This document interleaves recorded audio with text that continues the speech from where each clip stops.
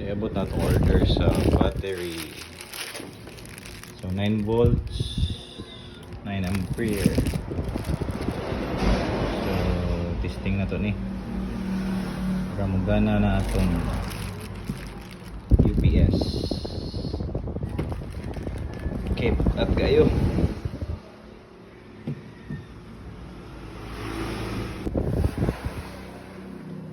Oh, negative.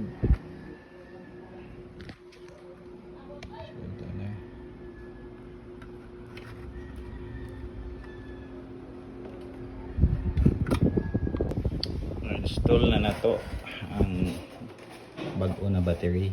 So kaya na to on. Ayun, no? Ayos.